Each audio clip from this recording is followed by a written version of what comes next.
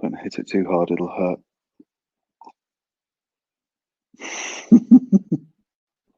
Hello, and welcome back to Jack Interviews Someone Else.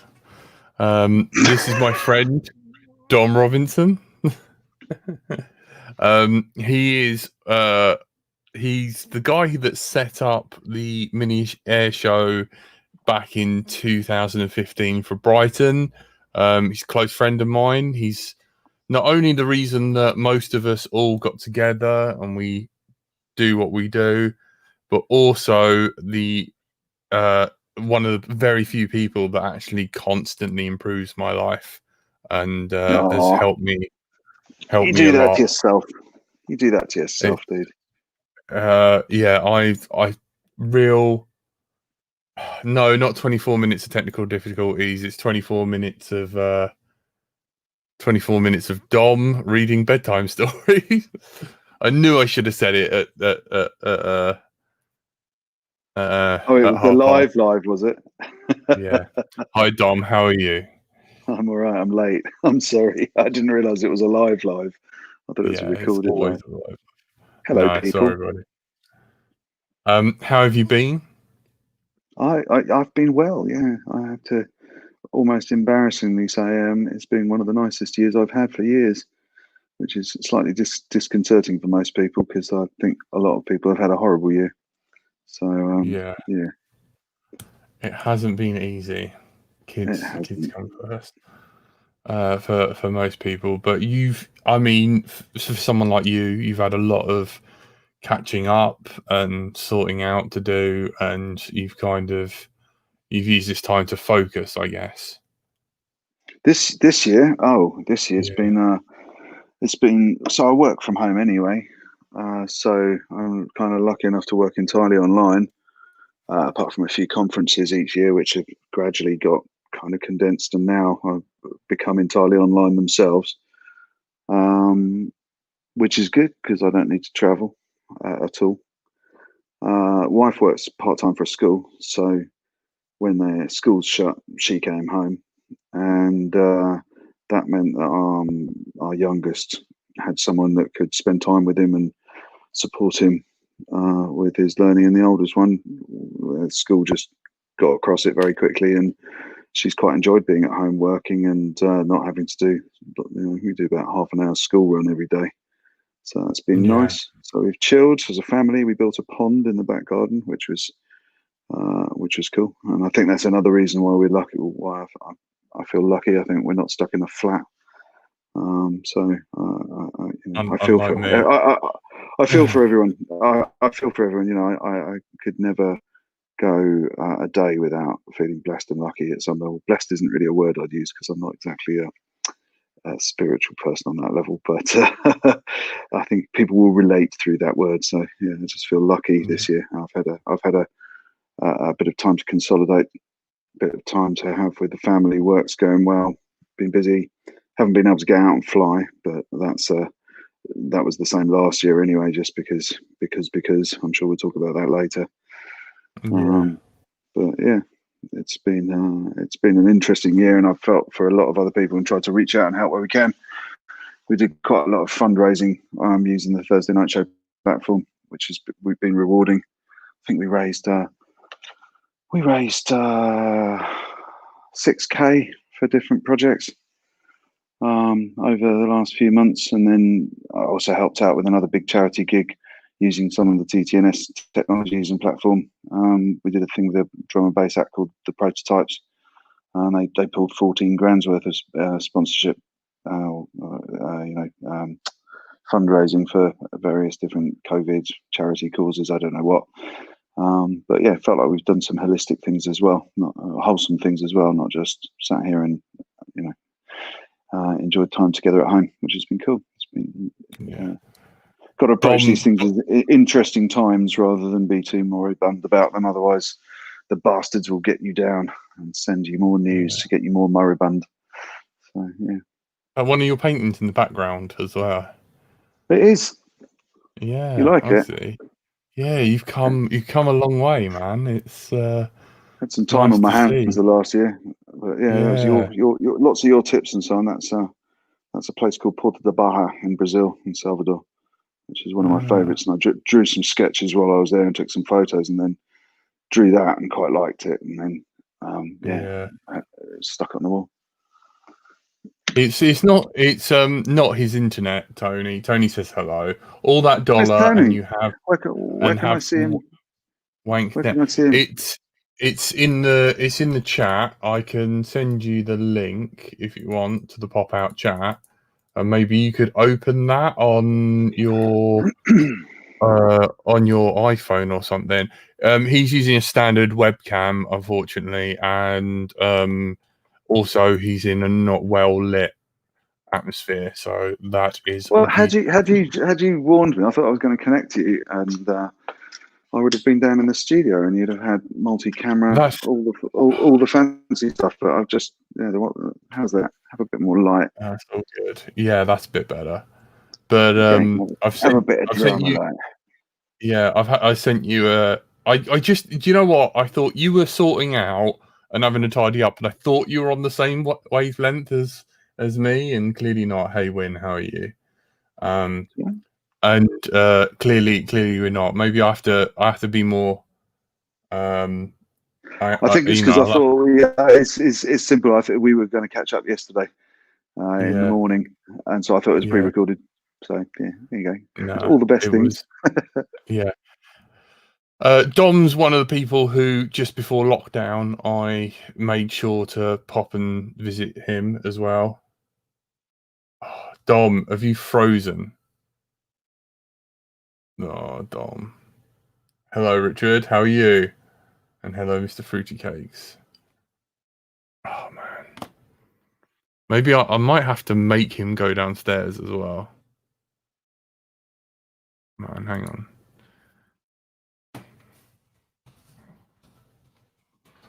Frozen. Did not going too well. Hey Siri. Call Dom Robinson.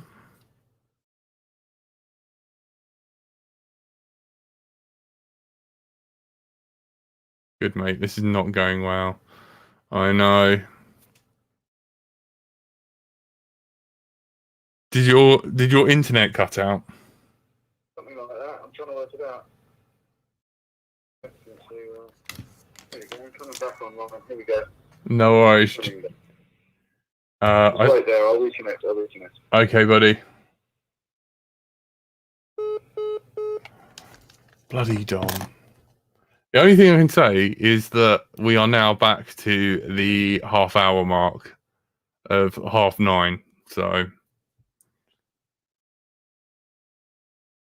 and hopefully when he gets back online, we can do a bit of story time. Oh, thank you. There you go. Fure, Lego. Fure. Thank you so much. I really need subscribers. Zero, how you doing, buddy? You all right? Oh, we're having a good. What happened there, Dom? Well, I've got the Thursday night show running downstairs. 2 servers playing at least 3 videos in and out, and I think my eldest is upstairs watching a movie. So yeah, again, all the best plans. Having a good day. So, where was I? So yeah, you're sending me a link to a chat. Yes, I sent that in Skype. Did you get it?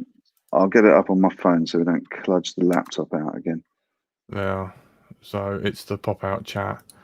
So yeah, you were Hey Break Leg FPV. Hello. You're the same as Drone Racer. You're someone from Big Clive's channel. I'm so good to.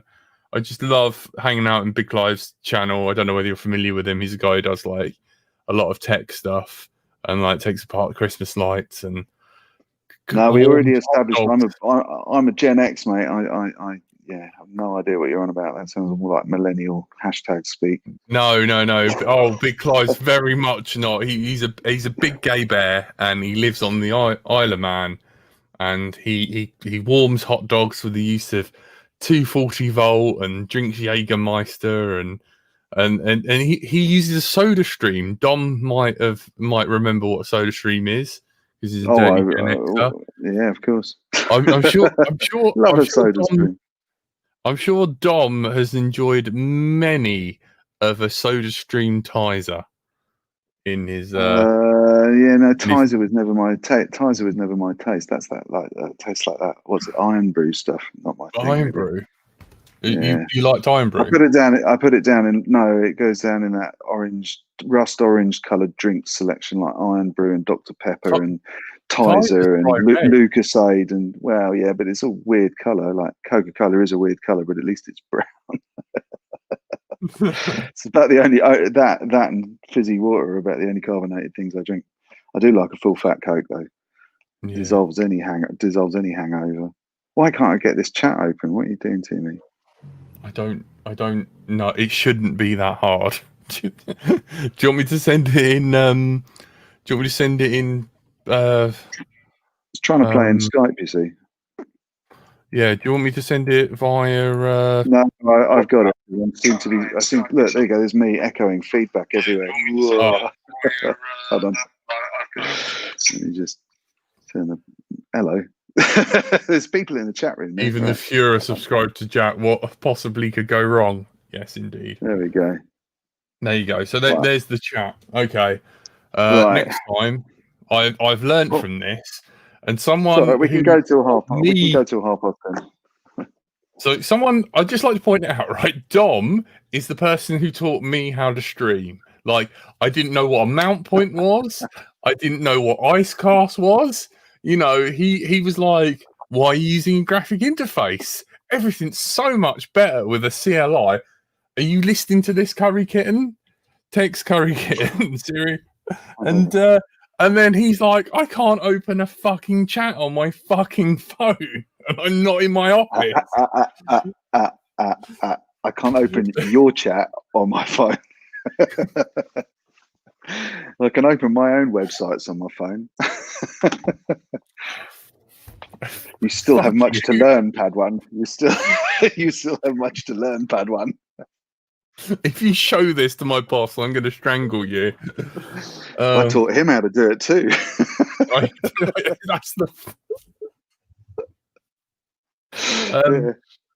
Digit 3, are you out there? Get locked in.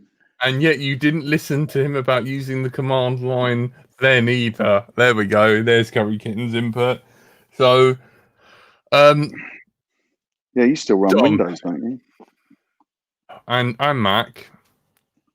Oh, good man. Let's just step away from Windows. There you go. There's me echoing feedback everywhere. Oh, what's that? Shut up. Well done, Dom. So YouTube's design locks the screen because I paused the video, and when I unlock it, it restarted the video. Useful. I shall mute it. Curry draws the mic. I have to hide the chat to show it. No, I don't think so. So 2015, I meet you because you were running the 14, wasn't it? Not from my photos. I thought 15 was MA2. Oh, anyway, have to go. Was there one before that I didn't attend? There was 2 at Long Hill. Second one at Long Hill, we went over the hill to Hidden Valley. That was MA2. That was a big one. And then I handed it to poor old Frank, and he's never spoken to me since. Yeah. No, it was. I believe it was 2015, unless my photos are wrong, because 2015 was the one where Tony Cake was. Is that correct? Possibly. Hold on a sec. International Drone Day Team Mini Air Show. Why are we asking each other when we can ask Global Brain? It does seem to say 2015. There you go. I've missed. Yep, 2 was in 2016, so 2015. I think that's because I signed up to it in 2014. I've had it in my head in 2014 because 2015. Look, yeah, 2015. It was 2015. No, it's fine. like I literally did my research for this, and then Don comes on and starts playing the video back to me in a feedback loop. And everyone's being like, it's 2014. It's not, it was 2015. I No, was I there. started basically. It was Sarah and David started it off in 2014, looking for sign-ups, and Yes. I signed up in 2014. So, And yeah. they're called the drone show. I don't know whether they're still called that. I don't know if they're still going. Are they? That drone show? Yeah. Yeah, Are they still together? I don't know. I'm not sure. I don't know. I can't remember. But anyway, so it's 2015, but apparently Dom thinks it's 2014. But No, that it's 2014. 2015. MA1 was 2015. You're right. Cool. So it's 2000. It's 2014. You sign up for International Drone Day. Why? How did you get started in the hobby? Hold on a sec. I might just restart it. So I worked with streaming, and I was quite interested in the fact that I could get a single composite video camera feed of a flying model, and I was intrigued, and I'd read about this, but this was about 2012, 2013 or something. And a friend of mine who works in the industry posted a photo of I don't know, 6 or 7 gliders up Mill Hill, just overlooking Shoreham. And I didn't know he flew, and I was intrigued. And so I went out for a day's flying with him and was captivated by gliders. And thought, oh, I'm going to get a glider, and started looking around the model shops and realized they all sold cameras. I was like, oh, I'm going to get a glider and stick a camera on it. Read quite a bit, found out about early FPV, and realized that gliders and FPV was quite a fine art, because it's just well, then it particularly, it was just a different thing altogether. You had a tone which told you whether you were going up or down, and that was about it. And I was A a beginner fly. variometer, my friend. There you go. There you go. There you go. And so I was like, well, what can I do? And I got this, what were they called? They were called key cams or something. They looked like a key fob with a camera in it. It's a little And round-ish Mobius. is it? Yeah, it was very like a little It's four Mobius. Mobius. Yeah. Yeah, black little things. And stuck that on the top of my glider. And was really quite amazed at the video shots I got, and I thought, oh, this is cool. I can take stills, and if I learn to fly well, I can get up high and take some really nice aerial photos. And in the background, the drone thing was just emerging, and at first, like, as you do when you're into one thing, you see something different on the horizon. At first I was like, hey, that's just, there's no flying skill in that. You've got to learn to fly first before you can have the privilege of having aerial photography. And thought this was a preserve of the privileged elite, and then realized that actually, I could go and buy a drone for about 40 quid and stick it up above my house and take some grainy but really quite interesting photos of the area around my house, probably quite illegally at that time, but I didn't know better. Then started to ask Long Hill playing fields at the other end of my road if I could go and fly on their playing fields, and bought a Spyhawk, which I really loved, and it had a camera and a sort of handheld FPV, and started just enjoying getting some aerial photos of the area, and was quite impressed at the reaction friends had. And look at this, it's like photos from a few 100 foot up. Space. And yeah, it was cool. It was really good. And met through that,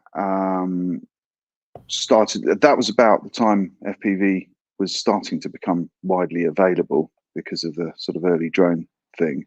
Saw the Phantoms appearing, and then started realizing this drone space was exploding, and it sort of was quite common across my industry. People were using streaming cameras using FPV cameras and so on as streaming sources. So drone, there were drone stands at some of the conferences I go to, and so on. And then I think while I was doing some of that background research, found David and Sarah's show, and thought this is cool. Somebody's doing a YouTube about this.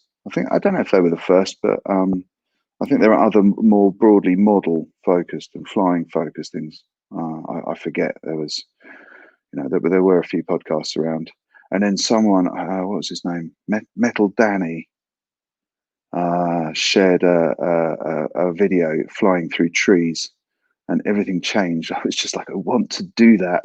That looks fucking amazing. And so started exploring, getting a drone and racing drones. I think I bought a storm drone. Storm drone from China, which was cool, and that was fun flying on Long Hill and started conversations. But I went out and was trying to find other people who were flying in the area, thinking that, like the glider community, there'd be half a dozen, and started meeting a few. I think I encountered you by then. I can't remember. Maybe that was at the show. Anyways, Simon Dale. Simon was a key encounter, because I suddenly met someone who also I connected to in terms of, oh, you run a little business, and you're turning over an awful lot of drones. Wow. So when I then volunteered to do Team Brighton for the International Drone Day that David and Sarah were putting together, I found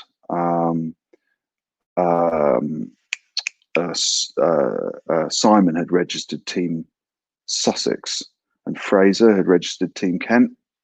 And I went to Simon and said, look, I don't want to compete with you. You know what you're doing. I just happened to volunteer to do Team Brighton, but it seems silly. And he was like, actually, you haven't got the capacity. And he and Fez were like, let's collaborate. And that was cool, because that gave that core sponsorship to go and secure the site for a rental at Long Hill, where I'd been flying and I knew the people. And we suddenly had a site which was actually really hard to find. I subsequently discovered that finding a place where people would go, sure, come and fly here, was something that was just hard for people. And the guys running Long Hill were really chilled about it, thought it was a great idea, thought it would feed the minds of the kids at the school. It was at weekends when they did private hire anyway, and that was cool. So spoke to Simon, also spoke to Mr. B, who was doing some music with us, and thought I'd give it a bit of a party atmosphere and make it a fun thing, thinking that we could go for a sort of wacky races vibe and there'd be about 30 or 40 people turn up. Put the event together, and it was ludicrous. I think like several hundred people turned up. I remember flying indoors over some people doing hip hop dancing in one of the sports halls. There was the room was standing room only, and it was like, wow, this drone thing is going to be really big. What did we do? And I think lots of people that I see popping up on Let's Drone Out and things like that turned up, and so on. And then Simon did. Simon did a little event at Cowdrey Park, didn't he? Just before Mini Air Show, which seeded it all. And then there was another chap. What was he called? He was running some races up in East Grinstead. Fabiano Calcioli. No, another geezer. He had a Jeep. Can't remember his name. He was running some other races. Oh, Thomas Greer. Yeah, Thomas. That's it. Yeah, and there was so there was clear there was quite a network of people. And Simon and Fraser then brought Kenton. Sussex team, Kenton 10 Sussex into Brighton, because we had a place and we had the press taking an interest, and I'd got in touch with various sort of media channels, and we were sort of picking up the momentum quite nicely. It was just of the moment.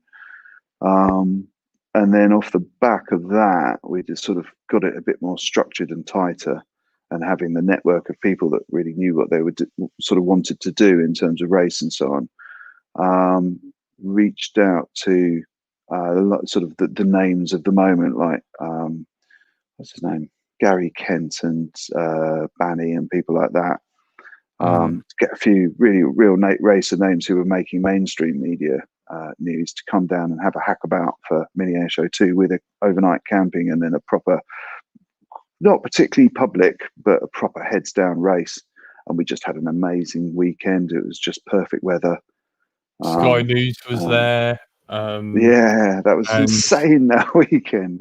we got to see Chi Lao, who was like one of the first people to use 4S, and everyone was like, "What is this?" Yeah, let me just. Sorry, the No Thursday Night worries. Show chaps. I'm just checking that they're happy. Yeah, I couldn't keep up with all the tech at that time. I quite enjoy organising events anyway, and so I just uh, let various people zone into running the racing. I sat in the production booth doing what I do best, which is streaming it, bringing all the feeds in. We had so the second year we had that big screen which we first used over in Long Hill, which was cool. We had the media turned up and they could really see what it was about because we were projecting the FPV views up on this huge LED screen. Yeah, And we blagged the mayor to come and shake Carlos's hand, yeah. dressed Who as was? Ali G, which is the photo of the moment. Yeah, that was real. That was something else. Yeah, it was a Um, cool day. Yeah. yeah. So like, mini air show 1, I show up and I've booked a ticket, but I didn't register to fly. But I managed to get all my stuff the night before up and running and working. And you still there, Dom? Yeah. Yeah, Okay. I'm looking at Uh, the chat room and things are pinging now. I'm like, okay, I'm distracted. I want to okay. concentrate on you. Sorry, chat room. Um, I'll come and check in on you in a minute. Yeah, and so I remember having to ask you in the safety brief meeting, is it all right, is it too late to join? And you were like, yeah, it was fine. I can't imagine what you felt like. I don't know. I don't even know if you like. Do you remember me back then? Did you? Do you know, there's on that day I came away having met a load of people. I'm reasonably quick to remember faces and start associating them with names, but there was just 450 odd people or something that day, Yeah, and so I remembered names. I remembered having great conversations with hundreds of people, but it was a bit of a jumble until I'd met people again and actually really gone, yeah, okay, that's Jan, that's Tony, that's Jay, that's Clinton, that's just to settle it all down because it was quite a lot of people at the time. yeah, And what was weird is I felt everyone else knew each other, and because they were all talking the same language, and it was all about bloody components and ESCs and different parts of controllers. And I was really, really, really like weeks into learning how all these things put together. I was still, every time I crashed mine, I had to bring it to you to put it back together. yeah. So Right, we'll it get was to that, man. overwhelming, that bit. Yeah, we'll get to that bit. So like, when did I get on your radar? Because like to me, you were like, like Tony says, like you're Dom, you are the Dom. Like you're running these events, you fucking streaming, like you're such a smart guy. And I was like, I weren't even Blago. like I have to be his friend. I just didn't feel on a level with you at all. So like Uh, I so do you remember what was his name? Jet,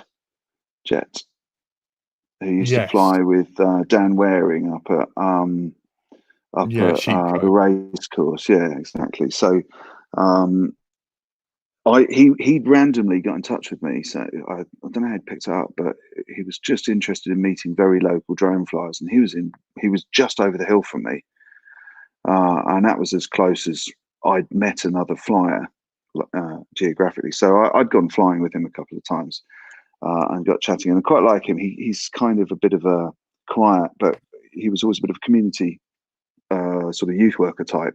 He did his wrestling stuff, and he had.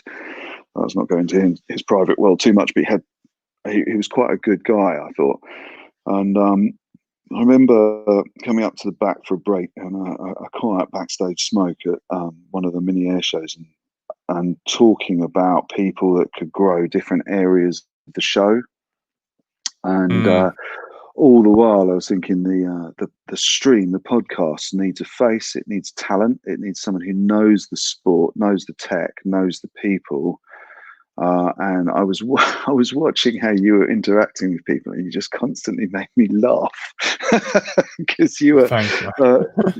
your sardonic sense of humour just tickled me. I don't even know what that word means. What is sardonic?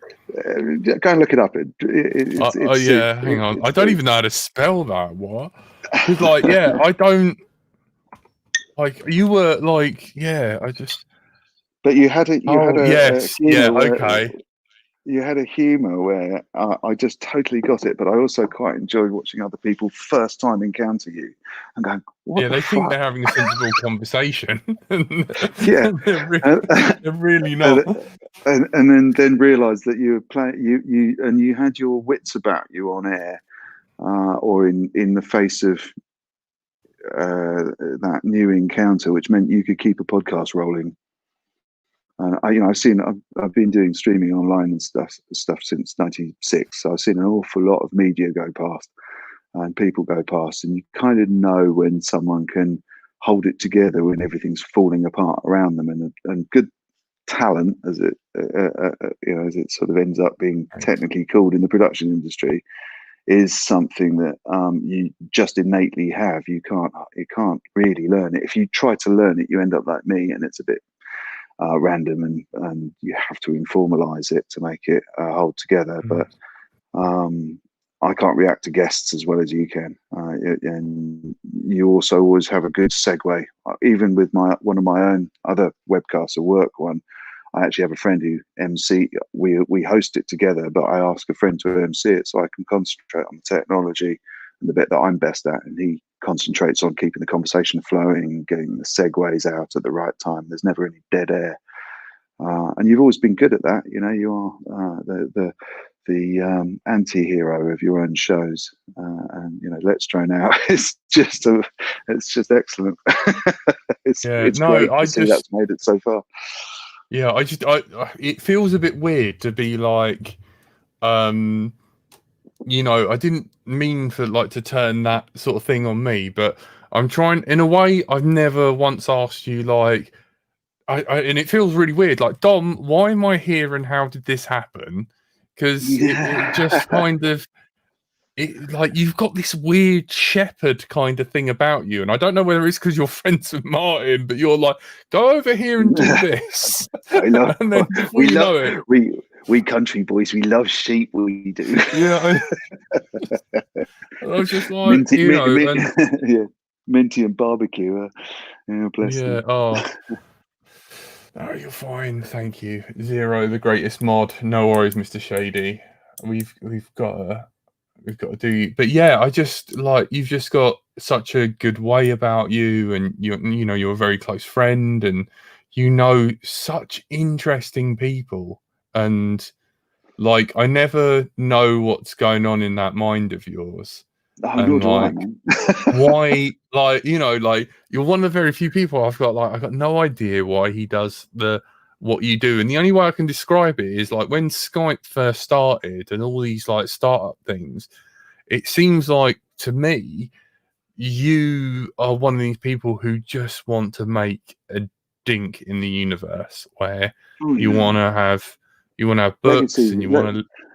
Yeah, legacy's an interesting thing. People spend so much time trying to survive that they rarely get an opportunity to think about legacy. And I guess I just picked a career at a time. I was really lucky, really freaking lucky. I fell into streaming 10 years early. Most people are getting into streaming now, 15 years after perhaps peak. I'd say peak was 2004 when YouTube floated or got acquired by Google or whatever it did, but it became public conscious. But I'd seen, probably 150 big streaming startups come and go, and been involved with them over the previous 10 years to that. And then everybody heard about it. My parents got what I did, why I was fascinated with streaming.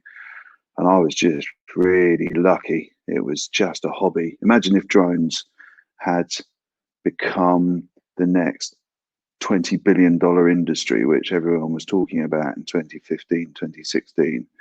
and you lot, the sort of 100, 200 people who tune into Let's Drone Out, or maybe the extended family of maybe, I don't know, 5,000-10,000 flyers around the world, 5 or 10,000 people in a $20 billion industry, they're all doing quite well. But unfortunately, drones didn't really trend out like that, or hasn't yet. Maybe there's a different thing to come. And I think, in your case, what really stood out is you've got a real skill with electronic engineering. A lot of the people in the drone community have got real skill with that. The only thing about electronic engineering design is the area where that's really getting commoditized and turned into millions of units on a minimum order quantity being shelled out at a price that everyone can afford is out in the Asias, where the supply chains enable that. So unfortunately, geographically, you're in a difficult part of the world to directly make hands-on, really high-earning money that you deserve with that skill set. And you've got to remember, I worked with MP3 as it emerged, with Windows Media, Real Media as they emerged, and I've seen people with very rare. Go on. Once again, a dink in the universe. Not having to buy physical media, Napster, iTunes, all that. Yeah, like, I was right. I was right in the middle of that, and I love. I'm quite good at spotting disruptive technologies very early, and getting an interesting position with them. But one thing I've learned is you can only back so many horses, and you rarely back a winning horse. So I've been really lucky with the broadest sense of streaming, and it has given me some time to be a bit altruistic with supporting projects which I think show streaming off. So something like Let's Drone Out, I see as next generational. I've been sitting on stands talking to people like, Channel 4, BBC, whatever, Comcast and so on for years about the transformation that the internet's going to bring. But right at the other end of the spectrum, you've actually got to be sitting there with your sort of a finger on the pulse of actually what's really happening. And something like Let's Drone Out is exemplary of a piece of content that would never make it on broadcast TV. It doesn't have a concentrated enough geographic interest to create a subscriber network within a broadcast environment like a TV footprint or a cable footprint. But on the internet, you can find your audience globally, and you can build it and find it and know what it really is, and hopefully find a way to sustain it. But if you can't financially sustain it, at least the costs are bare minimum with streaming. It's your time and effort that really. But not anymore. Yeah. It's getting commercialized and capitalized again, and it's getting harder to do it for free, for sure. Yeah. I just talk for a second, or talk to the chat room for a second, because I've got somebody from a Thursday night show tweak I need to do. No worries. Yeah, like Dom was, like Dom was saying, Let's Drone Out, might not necessarily be like something suitable for TV or something like that. But we got approached by Tuesday's Child, which was like at the Mini Air Show, which was a TV production company that was interested in starting up the show with us, like sort of electronic show. And I remember starting Let's Drone Out and being like, to Dom, like, no one's going to listen to this. And Dom was like, if you get 10 people listen to it, that's more than some BBC podcasts that have had £1,000 spent on it. And I just like to point out that there's like 13 people watching this live, and there's 60 to like 100 odd people who would tune into Let's Drone Out live. And I remember at one point this real surreal moment just behind me, where the Ottoman was pulled out, and we had a old Behringer analog mixer, and we were on the Thursday night show, and we were talking to the original crew of Rotor Riot. Mr. Steele, Chad was there, Chad Nowak was there, and the guys, they were over at the flight testing, so flight tests were all there. I think even Tommy was there, and we were, oh yeah, LimeWire, yeah, that's right. And we were sat around chatting, and the flood on the servers, like the chat was just going a million miles. There was just hundreds of people just bam there. So just like it's when it goes electric online, it's just like nothing else. Time moves slowly. It's very weird. It is like nothing else. And you watch. I've watched like news presenters and Sky News, BBC News, and you can stand in the background of that. The studios you can see in the background. You can stand in there, and when they cut away to a bit of VT or a bit of OB or whatever the programming is, you can see them kind of relax a little bit in the chair. But when the camera comes back on, that it's just gone. You are live to 8 million people. You just feel the heat. There's something subconscious about it that goes, whoa. I used to run one of the weirdest gigs, and the one gig that probably put my career on the map is I put Prime Minister's questions online from Parliament. And obviously that's epicentral to British politics, whatever you think of that. It gave me some real first-hand access to some very weird places, saw some amazing backstage areas. But that moment when I was end-to-end running the stream that was putting Prime Minister's questions on air in 2003, I think it was, feeling 110,000 news agencies connect to it globally because it was the first time they could, that's quite a moment, because you're sitting there thinking, cool, wouldn't it be really fun to put up a PowerPoint slide with my own political messaging right at this point? It's just that amazing sense of actually, bloody hell, that's I've got my foot on that pedal. If I decide that I don't like what Blair is saying right at this moment, I think I could replace that with a PowerPoint, and that's an awful lot of news agencies that would get my PowerPoints. It's just one of those moments. So yeah, the heat when an audience comes in is like nothing else. It's an adrenaline fix. It's not even an adrenaline fix. It's just a don't want to kick this. So what is the Thursday night show, and how did it get started? Quickly. It's a show that happens on a Thursday night.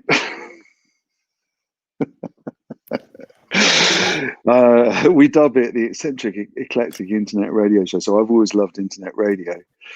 Right. But background was really, I came from wanting to leave academia and school and stuff and go and hang out doing drum and bass in the mid-90s. So my first love was always music, but music isn't actually a very good way to make a living if you're streaming. It's complicated. There are probably exceptions to that, but it's nothing like sports and news media, which is reliable and people don't care about it minutes after it's happened. So you can just get on with the next live gig. So in the 90s, I ran a Sunday night in a club down here in Brighton called the club's called the Concord, and I used to run Sunday nights as a chill out environment.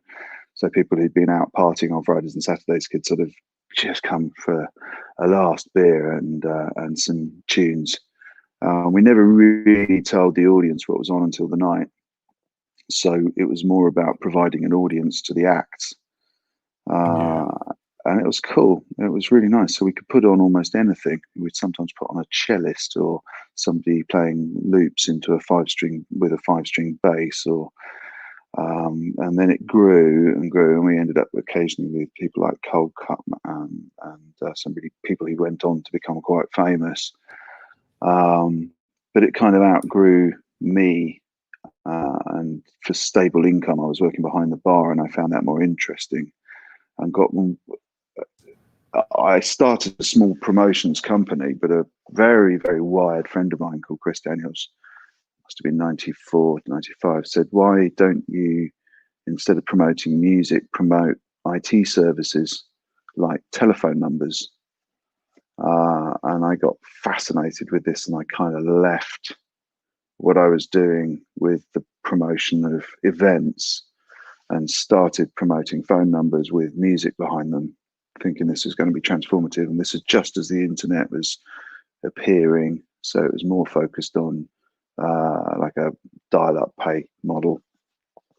And I left my music behind a little bit, then got back into it when I got into streaming. But it was I was very much in the sort of front line of the conflict between the old recording industry, which was doing about 1% of people who profess to be musicians a favour, and the other community of people who were taught by the 1% that was the only way to do it. So they would flip-flop between loving the streaming people and hating them. And I was ostensibly very much a streaming person, and I'd turn up to do live events, wanting to put clubs online, and sometimes it'd be fantastic. And Norman Cook did loads of Fatboy Slim streams from the back of the concourse, from the back of other clubs around the area and beyond. And then other days, his management would have put a word in his ear, and it was all about piracy, and it was ripping him off, and he wasn't going to get royalties for his sets. And suddenly we were the enemy and ousted, and it would flip flop like that. And spent a lot of time, that built up to spending a lot of time being part of a team of about 6 people who put Glastonbury online, the live streams from the Pyramid and the second stage. 2 of the best years of gigs I've ever had. Amazing. 2003 and 4, I put Orbital online as it was amazing, brilliant gigs. Then had an argument with Massive Attack's manager at the back of the Pyramid stage because he didn't know anything about it. And Orange, and do you remember Free Serve? Yep.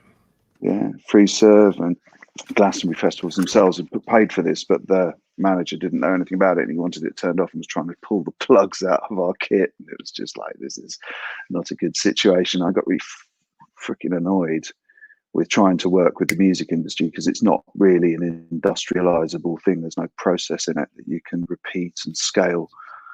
And so I decided to switch and go and do to make a living out of putting news and media and TV and radio online, which is where the regular live streaming work was. And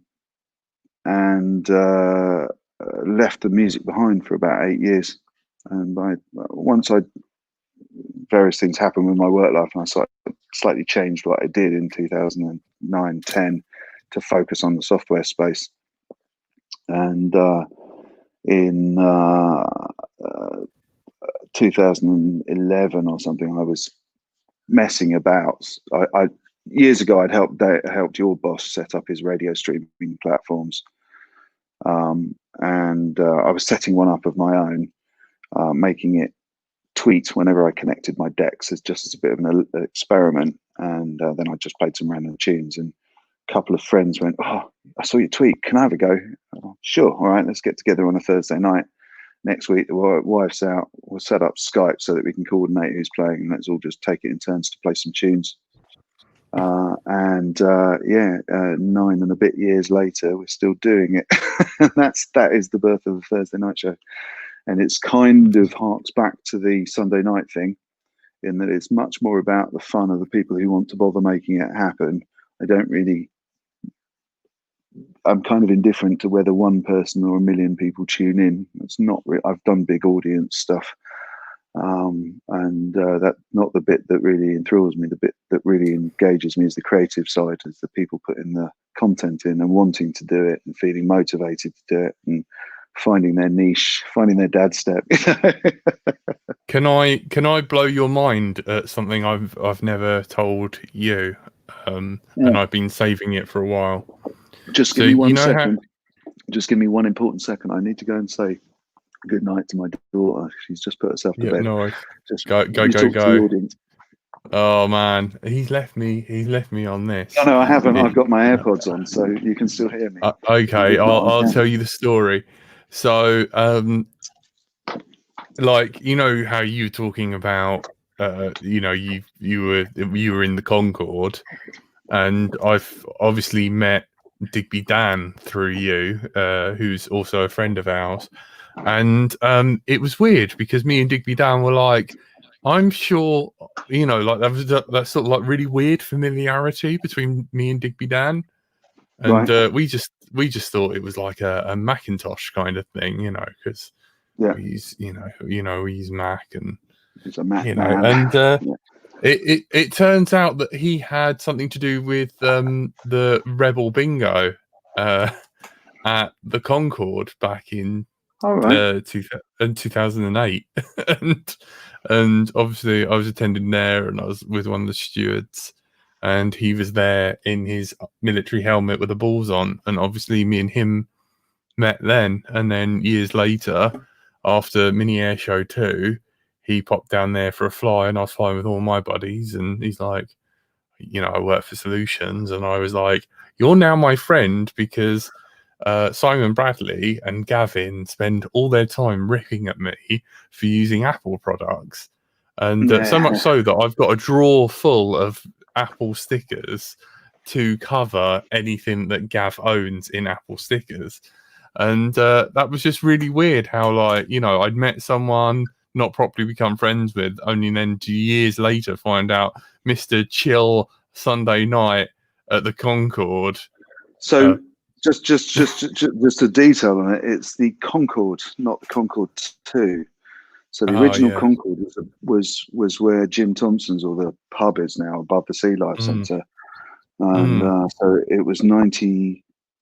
I think I worked behind the bar there from 95 to 97 or 94 to 96. Can't remember. And oh man, the Pussycat Club was still around then. and Ministry of Sound. Well, that was how I started streaming, because the Cafe Exposé, which was my Sunday nights, basically had a bit of a name, and we got asked to help out with the freshers gig for the London Institute Student Union. And being a large university, they had cash. And the girl who was running the entertainments group there had hired the Ministry of Sound to do their freshers gig, but had no clue about what to put on. So we put on, it was 96, so it was hard drum and bass in the main hall. And we just put on a night of full-on two-step drum and bass. And then we put Cafe Exposé in all the other rooms with bands and cellists and chill-out rooms and keyboard players and stuff going on all over. But we wanted to do something a bit special because it was on a Sunday for our normal people who couldn't leave Brighton. And I was like, well, I've been playing with this MP3 stuff. In fact, it was Real Audio at the time. Real Audio had just come out, and Jesus Christ! What were you like? What, sat there waiting for Winamp? Yeah, no, Winamp was the year later. So it was Real Audio. Yeah, it was. And we found a bare ISDN line at the back of the stage, and we stuck a whatever it is, RJ11. I can't remember. We stuck a connector on the end of it, and by luck, whatever broadcaster had put it in and then cut the end off because they'd done their gig, hadn't cut the contract. So we got an ISDN line, did a dial up and sent a 64k, well, it's probably 56k stream back to a server, and then pulled it back down into the Concorde and plugged it into the decks. And so we had a stereo mix of our live gig on the PA in the Concorde, and that was my first webcast. Oh, man, that's crazy. So orange goes before green, orange and white, and like white, orange. No, that's Ethernet, mate. You're thinking white, orange, white, brown. My word! Don't fire me, Dane. I know this somewhere. At least I know what year Winamp was.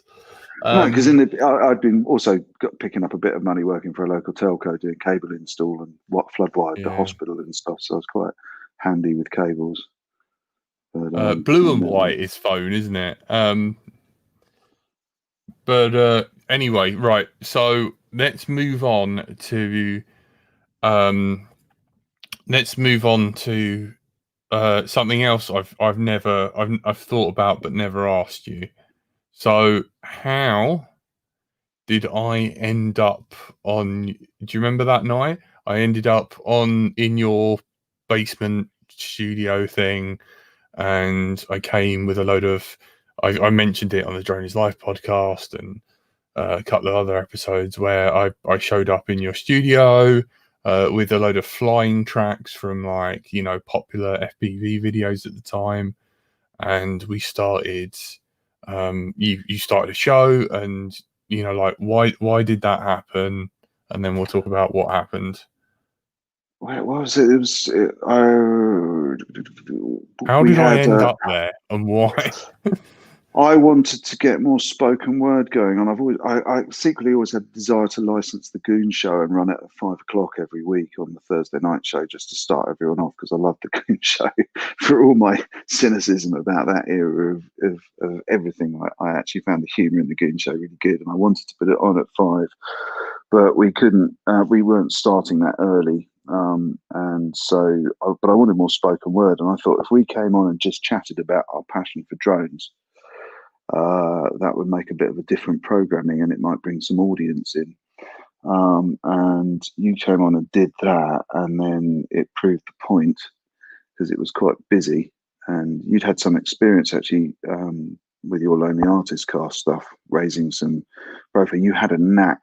You were, in the way that I'm backstage, I know how YouTube works and so on and so forth. You were first person I met who was native to the environment, in the same way that I was internet native, but the people I work with were all telco people who saw the internet created. So I saw that myself, but I was born in I got into the internet as if it was a second language, rather than because it was something new and amazing. And in the same way, you got into streaming because it was a second language. Isn't this how you should communicate? Isn't this how you should make content? This is normal. So you found it quite natural to bring an audience to the Thursday night, and I was like, oh, that's good. It's never bad to have an audience. Maybe one or two of the drone flyers will stick around and find the music entertaining afterwards. And that is the case. It's very. And then you broke the fucking show, didn't you? Excuse my French, but you broke the show. Yeah, because absolutely you started doing Let's Drone Out, and bloody loads of people would turn up, tune in, and you would see this huge spike in audience. And all the regular people who were used to listening to a bit of dub or a bit of jazz or whatever it was would sit there going, what the hell are they on about? What is this funny, like, FPV? What? Just completely confused. So they sort of they were quite welcoming, because they liked the images we were showing on the canvas and so on. And it was what the show was about. But they sort of drifted off into cooking dinner and so on. And then you'd stop, and all the drone flyers would go, that's a bit weird, it's gone to music anyway. And some would stick around and others disappeared. So it became apparent that you needed your own show, so that you had the freedom to go on and build your audience. And also it was clear that audio only wasn't really what you needed for drones. It's quite there's a highly visual element to everything with drones, whether it's video and aerial photography or whatever, or whether it's like, look at the thing that I built, look at this particular gizmo within the thing that I built. It's a very visual. I made a Mavic that does flips. Yeah, exactly. That doesn't work so well on radio.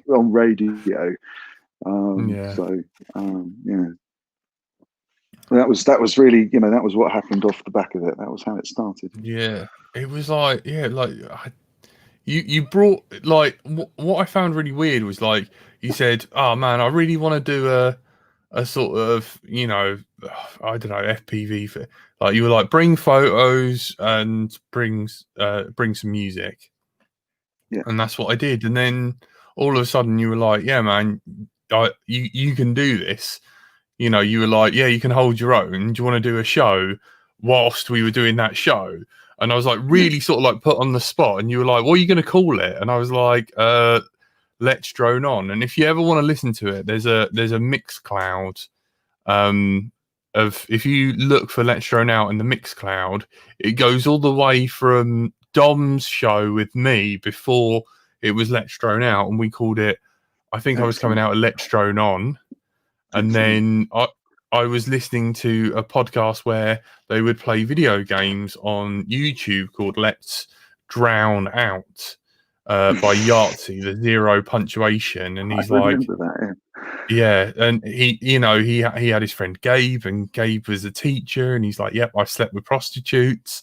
And it was just so out there content, and like the stuff that they would talk about, and Yahtzee would kind of like, you know, he was really, really sort of like, you know, sardonic in a way, you know, and like, you know, very, very self-aware, would go visit his old video games and then play them and critique them, and, you know, sort of like almost like mock himself. And there's always this well-grounded sort of them two as friends, keeping them in check, which LDO is very good at, to the detriment of itself, you know, where unlike some other shows like uh RR, like, you know, where they're, you know, the sort of like Americanness of like sucking each other's dick, like, oh, You got to remember that if you give birth to a show like this that's driven by shock factor ad revenue, you end up just basically being jackass all the time, and yeah, it's all becomes about slamming your mate's forehead on the table and going, "Ugh," which is fine, but after a while, the only thing you can use that for is something interstitial, to something to link other things. Oh, look, there's some familiar people doing another silly, quick, you know, what do they call it? mm, Happy slapping shot, and that's fine. But there's so much more to the internet than that. And long form content is really good for building engagement with people and community. And the long term value is that. That's why. Do you remember the Sky interview at the mini air show? Everybody was super hyped about it. And at that point, I could see that drone wasn't going to be what everyone was saying it was going to be. Everyone was indicating that if you flew drones, you were going to be, you know, given £100,000 salary and trained up to be the next RAF fighter jet pilot, or you're going to be asked to come and fly things around on the moon for NASA or something. And everyone was talking like it was the most incredible transformative technology. But we were struggling to get a couple of grand sponsorship to do the biggest event in the country at the time, and yeah, there was a dissonance there that actually made me go, don't go chasing all this big. There was people remortgaging their houses to set up online shops and selling drones and this sort of stuff. It was just like, no. Hundreds, well, not hundreds, but many businesses started up and disappeared, and I was quite worried for them. And having known how hard it was to get any sponsorship just for a relatively small amount of money for what was ostensibly one of the bigger events at the time, concerned me a lot. You know, there wasn't millions of pounds worth of advertising money that was going to be spent anywhere. You know, it just wasn't the way. You know, DJI are like the record industry; they're a bit of an aberration. They floated on the stock market off the back of all that hype, and they still stand their value because they do have billions to go and saturate the market. And that, good on them. You know, their PR guys are a very old friend of mine, and you know, that they do a amazing job of being a public company in the drone space, but there's only one. yeah. And I It's think, and that's not going to feed everyone who's enthusiastic about it and buying drones. And there's no stickiness in the business. And I remember talking to Sky Sports about that in the middle of this hype, going, you know, it's got an organic base level, and that was the area that in my head I thought, as long as Jack keeps his feet on the ground with that community who love flying, who love modelling, who love building this stuff, he can keep doing it for as long as he wants. And if it can sustain 1-2 people's interest, he's got a lifelong potential to create an audience there. And maybe one day he'll get some money in as ad revenue from the ad roll. And actually, I think you do a great thing with your Patreon. I think going down that path and all the firework lighting and so on, it's great because that's the community keeping you alive. And that's just the same way I go and shop at my local butcher rather than buying, sorry, Tony, but I go and shop at the local butcher rather than buy my meat at Tesco's, you know. That's the same thing. People turn up on your show and give you cash because they love it. And that's it was all you can wish for. The things like you said about the you know, the sort of struggle to get funding. I remember it was 2010. It was the end of my degree, and no worries, Patches. Thanks for tuning in, buddy. This is going to be really long, convoluted, but like 2010, I was listening to Adam and Joe on XMF radio, and you had to download the episodes of their radio show that week, because if you didn't and you missed it, SoundCloud only had a slot for 3 hours, and it would replace the next show, and you wouldn't be able to get it. And there's this weird sort of, you know, archive of them where people were trading episodes with each other, and the internet wasn't quite ready for it. You know, podcast, because you know you didn't have anywhere to dump your data or anywhere to like upload stuff. And Mixcloud, you know, like it was like, you know, 3 more years before Mixcloud came, and you know, and the pain you youngsters had with all these platforms. Yeah, and you should have tried putting Fatboy Slim online in 1997. Shush you. They had to close. They had to close the seafront because of you gobshites. But anyway, funny enough, he used to live by me as well, which is weird. And I remember I was listening to like Tell 'em Steve Dave podcast, and I was listening to a lot of Kevin Smith, and I think that's where I sort of cut my teeth into the whole like podcast thing, and it became a second language, and I learned what to do. You know, and I never was really good at storytelling. And hopefully I've developed that skill now. But it's also not so much about that. It's about emceeing, isn't it? It's in your role as the sort of anchor, is be in the moment and to fill the gaps and to segue. So you sit there and you can. The great thing is you can be utterly bizarre, and everyone sits there for a moment, going, "What?" Then they laugh, partly out of nerves. And then as they're recovering from that and going, "What were you talking about?" Then you take the conversation in the direction that the story needs to go in, and that's good narration. So. Weirdly enough, I can't actually get through any episode of The Office because I find it so cringy. But I think my humour is quite cringy, like uncomfortable. The irony. He definitely. I mean, Dom knew AOL just when they were getting started. I'm sure Dom has an AOL disc on floppy. Back off, mate. That was 5 years after I got online. I got online in. I got my first email and online access in 1990, maybe even late '89. There was a network called Starlink that linked up all the observatories,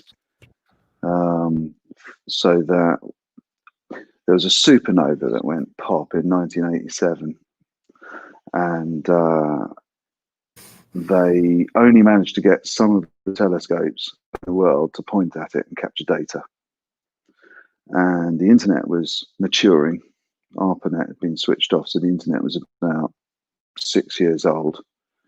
And they got from the various different navies around the world, they got funding to connect the universities and the observatories up to a global astrophysics network called Starlink. So you might have heard of JANET, the Joint Academic Network, which links up all the universities. Starlink was the network, the IP network that linked up all the observatories. And I was deeply into astro. That was my thing.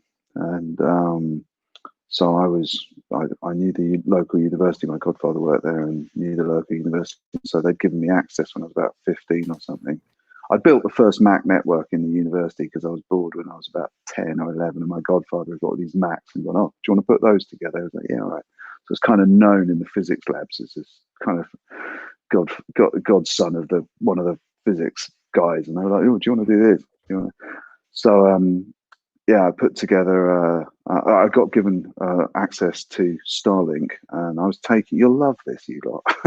Right? This is deep, right? This is how I got into it. Stuff we don't know about, Dom. At the time, a 1080 CCD charge coupling device, right, stuck on the back of a telescope like the William Herschel telescope, cost £500,000. Right, yeah. So they were one of the biggest parts of the expense after the mirror of building a telescope, and they had 1080 or whatever it was, or 720, probably some 720, other, mate. Some other, but no, these were long time before you can think of cameras. Right, these were made for telescopes, and they were charge coupling devices which counted the photons going through the CCD and mapped them onto magnetic tape. And my gig as a volunteer helping crunch data with my login in 1990, when I was 15 or something, 16 maybe, I was calling them up to put the magnetic tape on the spool at the telescope head end where they'd caught it, make that available for me to then grab the strips. Basically, the way I used to think of it was strips of binary, which were ultimately the photon counts for each of the pixels on the CCD. And I was mapping them into isometric views, so sort of 30-degree tilt views into a contour map. So you'd have the contour map of two stars, look like a double bump in sort of not quite 3D, but it looked 3D like a pair of hills on a stereoscopic.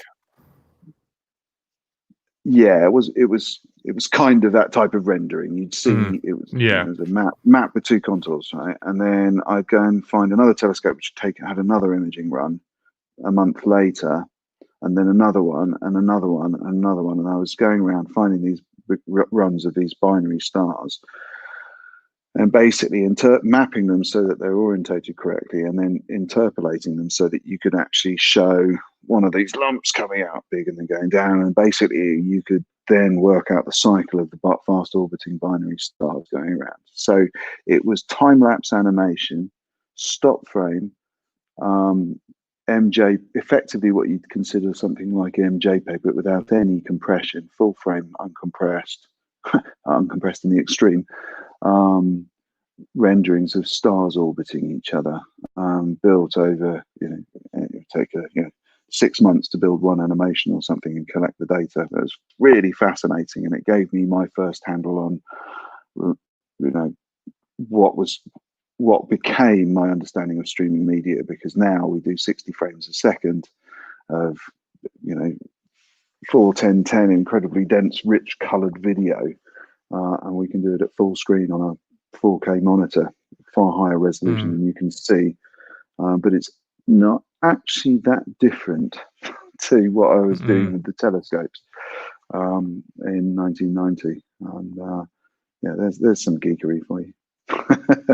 So yeah, I remember. I do remember the emergence of the internet. Absolutely, that was 4 years before. No, 3 years before CERN put the web browser out. So definitely no graphic web browser at that time. Oh man, I remember that. So what I found really hard as well was I was part of the art world, and I remember walking around with a new bit of framed art and no one and I walked it, and I got home, and with this bit of artwork, and got it home, or did I take it to the studio or something? But I, the next day I had to pop into that gallery again. I went to the framers, got it from the framers, went to a gallery, stopped in there, said hello, chatted to them, and then walked from there to my studio. And got there, no problem. And then the next day, I had to do kind of the same thing. I walked to the art gallery, but this time with my drone. And I've got a photo of it, so I could tell you the exact date. But anyway, I flew my quads on a KK2 board in amongst all this priceless art for their Instagram. And it doesn't exist anymore. The gallery was called Inked Gallery, and I had my quad and I flew there and I gave them the video footage and I uploaded it to their Instagram, and then I left and I went to the studio, funny enough, to record a Lonely Artist cast. And during that walk with the quad, a lot of people were like, is that, what is that? Because like before, no one really had the drone word, and we were all still trying to fight and keep it multi-rotor. Yeah, multi-rotor. It's not a drone, and hence why Let's Drone Out. Because of the homage to Let's Drown Out, we saw the losing battle of people were just going to call them drones, so we use the term drono and stuff like that now, and we kind of gave up. But I remember walking to the studio and so many people stopped and like asked me like, what is that? That's cool. How high does it go? And whatever. And I remember being like, wow, like I'm an artist in Brighton. That must be so unoriginal. No one cares about my artwork. And like, drones are something. Everyone cares about the drone. Yeah. And, and I had such severe depression. And at the end of my CBT, like meetings and stuff, like, therapy, I'd leave there and I'd come back home and I'd just watch fucking, flight test videos and stuff. And I remember meeting Dom and being like, really excited. And then you give me this opportunity of, Let's Drone Out. And then slowly but surely, more of my time was taking up with Let's Drone Out and getting new guests on that I couldn't keep to my Lonely Artist cast. And it like, I kind of ended up walking down this road really because of you. And in a way, it like the two things I enjoy about it is that that I really, really love is that I got to show off my friends, and I made a lot of friends. Like along, I've made, interviewing people, like watching people's videos like Andrew Newton, and like becoming friends with him, and like learning. Like I remember, I was so depressed. I was like working on a quad. I couldn't get it to work.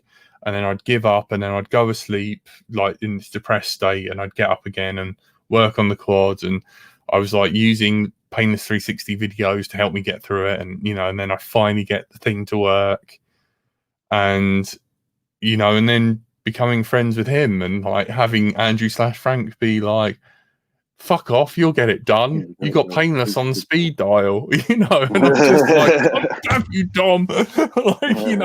And then like witnessing Frank, like, being like really shy and like not really saying anything, to like telling people to shut up, and, like hosting his own episodes on Let's Drone Out, and watching my friends grow, and like watching Tony not be able to talk, to then watching him start vlogging, to watching like, we originally host Let's Drone Out on my channel because we wanted to upload the legacy episodes, which we never did because it sort of like got overtaken by me getting gaslit. But just just, you know, like what having that documentation of like watching my friends grow and, you know, like making friends and going up to, you know, the Castle Crashers or whatever, the Castle Crusaders, that's it. And then, you know, win, like, you know, being like, I know who you are. And, you know, him, you know, meeting people who like, they get the humor. They've been really exposed to you and they're like, I like this guy, you know, like, and then being like, you know, and then just having to like believe them that like, you know, like that person obviously listens to the show, gets it, and then you hang out for like a couple of hours and then they start referencing stuff and you're like, you know, and then laughing at their jokes and being like, man, I've like, you've just like speed dated my friendship with people, you know, certain people, like to the point where like last week, you know, I was walking in the field next to me because you know where I live. And then I hear the distinct sound of a 3-inch and I go over and I'm like, is that a 3-inch? And he's like, yeah, it's a blah, blah. He goes, your voice sounds familiar. I'm like, oh, I'm from this show called Let's Drone Out. And he's like, oh, I know who you are. And then having to walk back to my house to go get stickers for him. And yeah, like that's all your fault. Like, you know, you kind Good. of, you know, But you have to remember, all I did was give you permission. yeah, I know that's the weird. No, but like point us That's in the right. all I actually did was I just gave you permission. And many people have one of the creative blocks a lot of people have is they feel like they need permission. And one Yeah, of the things I think I've always been lucky with is I've always been a bit arrogant and a bit petulant.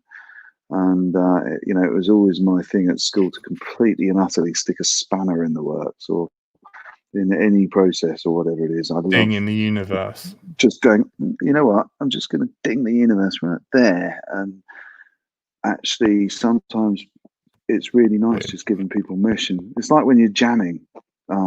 It's like when you're jamming tunes and people are a bit nervous and you look at them and you just go, no, go on, it's fine.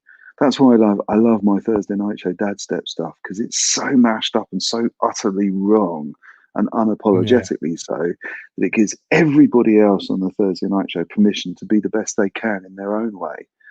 It's not about in my way or in my judgment. You know, it's not hard to play a better set of music than dad step, but it is actually quite hard to let yourself go and play a dad step. It is difficult to give yourself permission sometimes, and unfortunately, I've always been one to. I have to hold back quite a lot. You know, I've worked with very very well-known public people, and the only way you can make them comfortable is by just going, "Hello, mate. Sorry, I know this is your tie and you're a prime minister. But can you just clip this neck? Can you just clip this microphone onto it and not pull it off, you twat?" And you have to, you know. And if you don't, they laugh. They find it funny, but the point can be made, and you can take control of even the most powerful people in the world. You can take control of them for a smart instant. You just have to use that responsibly and give yourself permission to do it.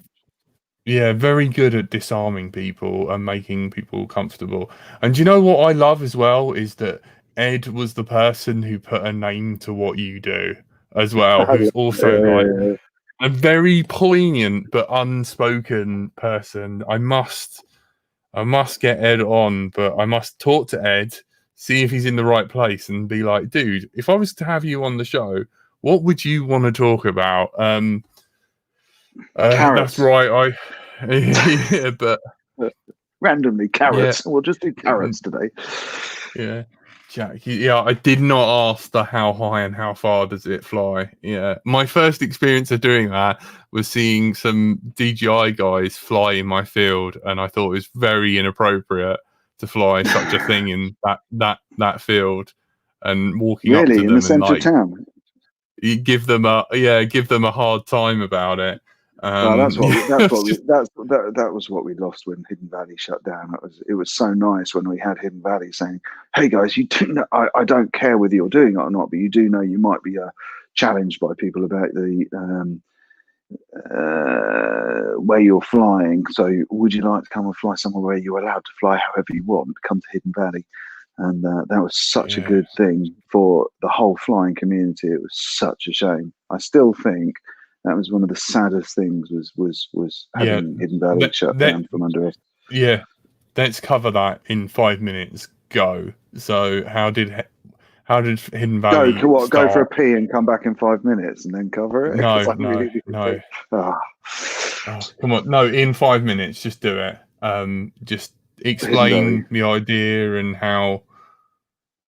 Well, after we did MA two, and everyone had camped over in the farm, and it had proven itself as a great place to fly without really disturbing anyone, and everyone was relaxing and flying without worrying about someone coming and telling them that they shouldn't, or having to put up steel fencing and 15 yards of security Yeah. officers to make sure it was legit. That was it. You waved a Um, finger at me then. yeah, one thing I must say about that, right, as a camping experience, never have I ever helped so many people put up a tent, right? But be putting up a tent, right? Because it's all just like everyone helping each other and putting up a tent, but also having some dick fly a Mavic this close to Through the your tent face whilst you're putting up a tent. It was that night. it was insane, and having That like night was LED the wings, just like at like 1 a.m, like you're just like, Yeah, that yeah, night carry on. was that night was for flyers. That night was the Woodstock. That was the Woodstock of for flyers. That was like, yeah, you do what you want. The organisers off site. You're all supposed to be in bed. It was. What can you say? And you all went night flying, and I wasn't there, and I was in charge. So it was a real, yeah, it was. It It was was an intense as good experience. I'm sorry. as good as you can do that. But that left everyone with a particular love for that location, and Oh my god, it was just insane. it was we learnt the law to the finest level, and we kept getting pulled over by the people that wanted to make a dramatic story of it, and just well, I was a few miles ahead of them on the PR side. I think for every step. I think that Yeah. was my proudest moment. But the problem was I'm not a politician, and there are politicians who have points to win by showing that they support the male readers, going, "Oh, all drone flyers are working for ISIS," and so they killed the sport because they just were male reading nutcases, and it was such a shame. We built up Hidden Valley. We had it for actually because it was running on the quiet for about a year before we formulated the company to do it. We had it for about 3.5 years. We had the police flying with us, the fire brigade flying with us. People were training each other. It was just perfectly run. It was just the right model. We were licensing what we were doing. For those that are tuned in or whatever that might want to understand it, we set up a limited company, which basically then had a booking system, and you could become a member. And once you were a member, you had a certain amount of hours included with your membership, and then you could pay a little fee over the top. And what you could do with your membership is you could book any one of the then 4 FPV channels over the site. So we were sort of subletting the FPV frequencies within that sort of 300-yard range. Within that, you had to adhere to the rules not to fly lower than 50 meters over the SSRI, which was right against it. You had to report to us and respect any information we got from the Sussex ornithology community. So the people who knew about the local nesting birds. We were really sensitive, and we were trying to provide as much information as we could there. And you had to treat the place with respect and so on. And what it would mean is that we saw it as my friend was the farmer, and we saw it as an inevitability that people might come and fly there. So actually we offered an open hand way of managing it so that people could come and do it without him having grief. And if there was grief, he would be able to enforce the policy to say, get off my land, by going back to the booking system and saying, who has it booked? All right, I've got an arbitrage. I can just fairly say, not because of your behavior or anything, but you haven't booked it, and I've let this company book it on the land. So it was all good. Tickety boo. We raced around the laws. I thought we were the first drone flying site to be a candidate to get on the air maps. But unfortunately, a dog walker walked through, decided that everyone was flying drones at him, reported it to an ex-MP who just knew the right wires to pull to go and investigate the tenancy of the farm and threatened to evict the farmer for running a non-agricultural business on his land, which Yeah. shut the operation down. Now, you can still go and fly there as you can anywhere else. You know, where there are areas you can't fly because of the SSRI and so on, but you can still responsibly go and fly there independently. But you can't take a car down there because that involves access through the farm. And that basically meant that it wasn't an easy place for people to drive in from, you know, Oxford or Hastings or wherever it was, come down for an afternoon's flying. And the saddest thing for me was for the 3 years we operated, the farmer used to report 140 crimes a year on the farm.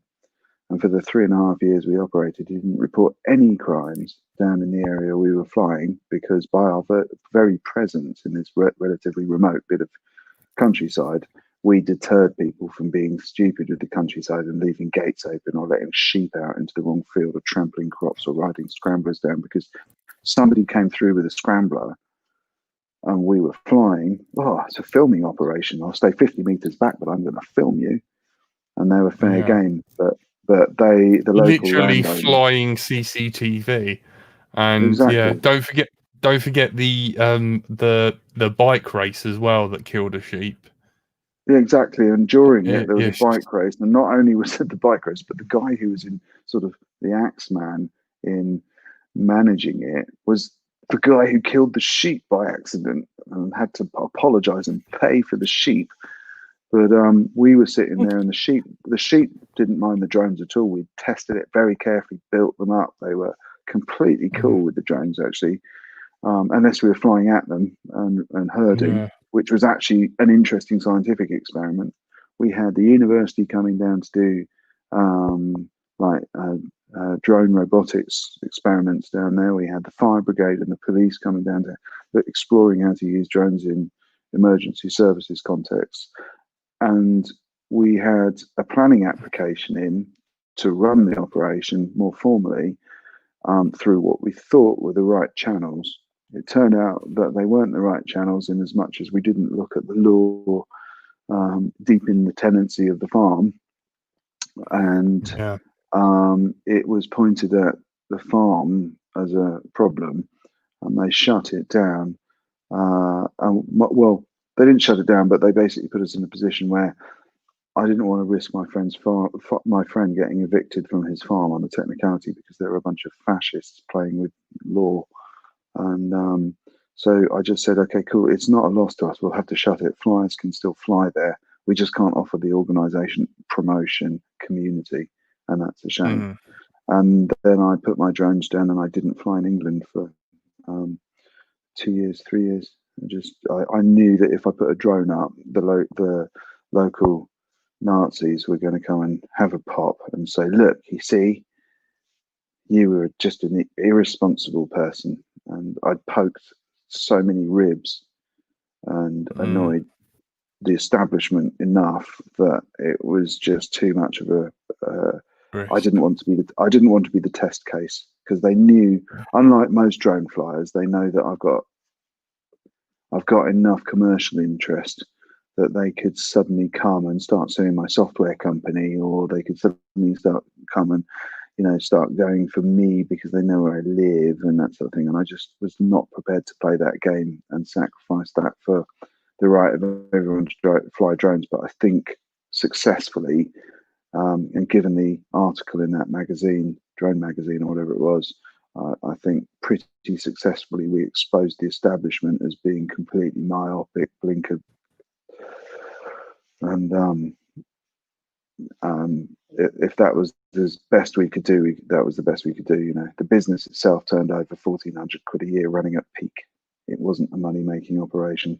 It was about creating a safe place for people to fly in peace. Unfortunately, we couldn't do that because dog walkers know MPs, and MPs read the mail. Yeah. I've been the biggest in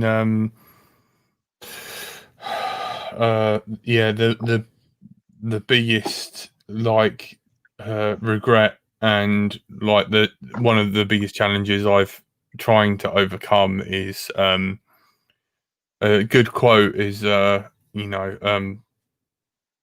it's easy to define friendship. A true friend is someone that will find you and bring you home. And for a very, very long time, I've been, and a few other people have been, really hoping that you would come back and fly again. And there's been talks of it, and you've mentioned it, but we really do like hope for that day, that you'll come You've back. got, I have to say, you've got Frank, right? And Frank is really bloody good for you lot. He does an awful lot of unsung hero work, and he does a really good job shepherding where it needs to be facilitated. And he's also taken on the mantle that I found really difficult to keep up with, which was the law.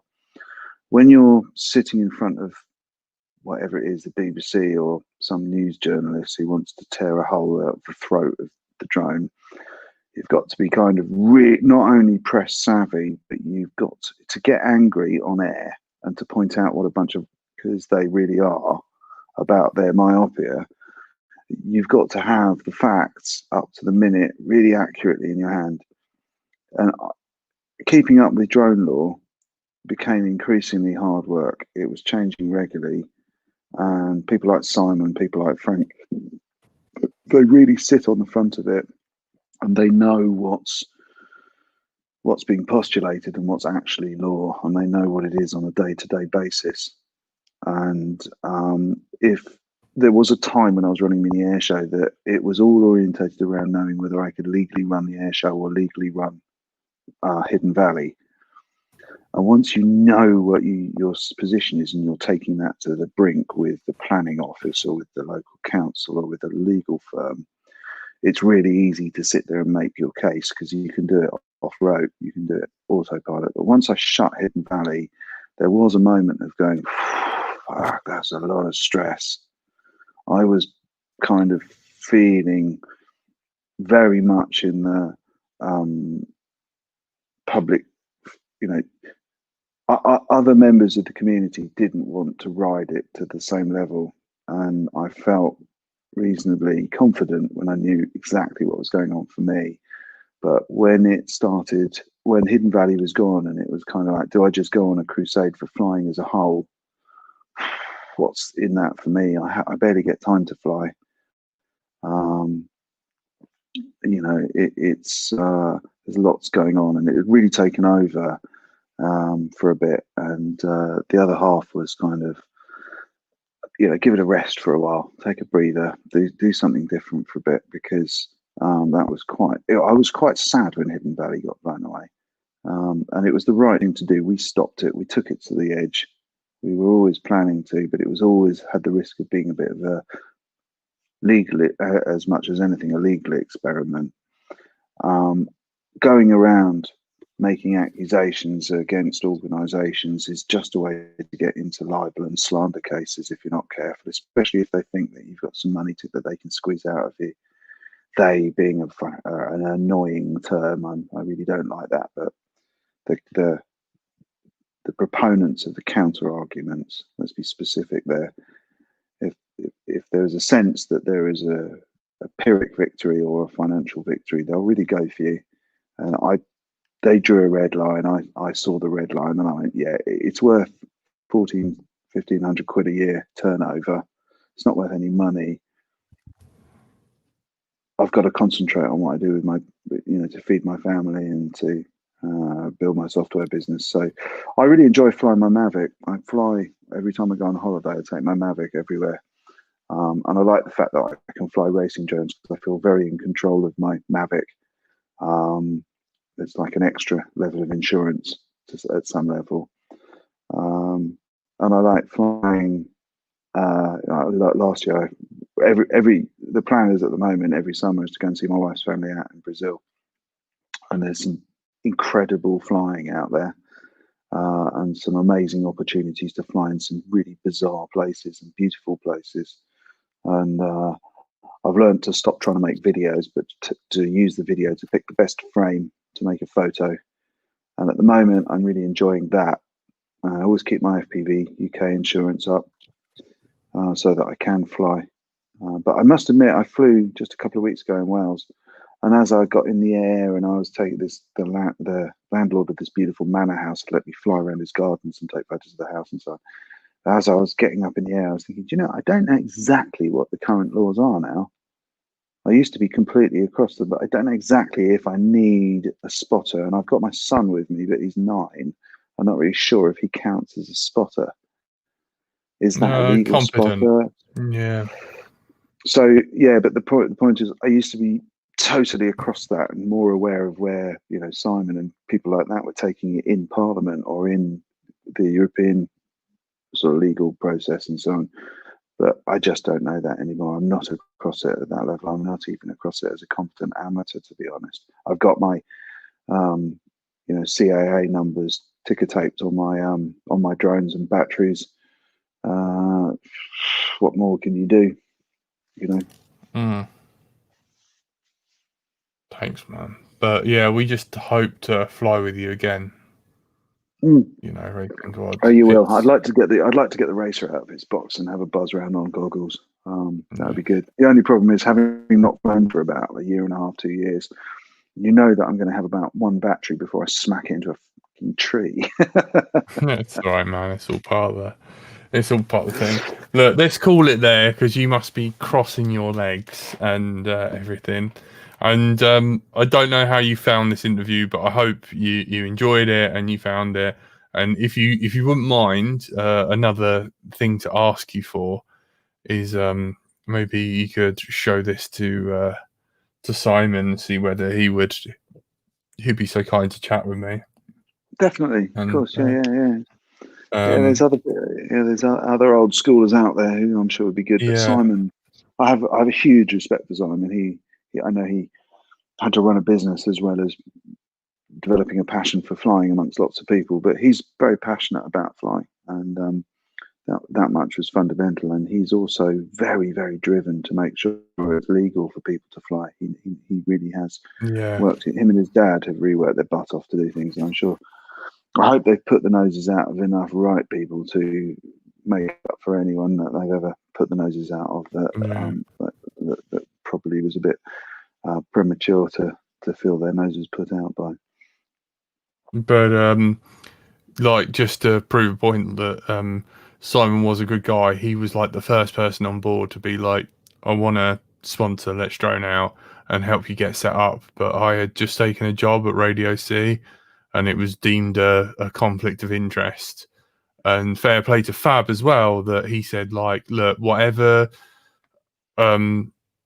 whatever Simon's offered you, I'll give you that, and if you need more, which we need another like £50 or so, he also put up as well, and that helped a lot, as well as Fossils, who got us the really lovely fossil stuff.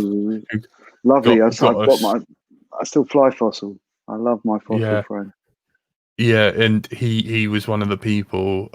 He hopefully we'll get to interview him as well.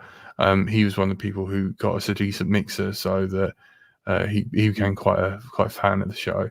But Dom, thank you. I just want to document, like, all of you guys who made such a difference at the beginning, and you're the unspoken heroes and the people who made it so that it's like this now, and the reason why things like Let's Drone Out exist and Mini Air Show is a thing, and people like enjoy these things on a day-to-day basis and have something to look forward to and have so many friends and have all the right people in the right places, is because you said it. The most important thing is the friendships, the community, and the friendships. Especially in a hobby, they'll keep you going forever. The money, the rest of it's just a sidetrack. Yeah, you were, and those people were the people who laid the foundations for everything that we stand on. And personally, from me and a lot of the people from the hobby, thank you.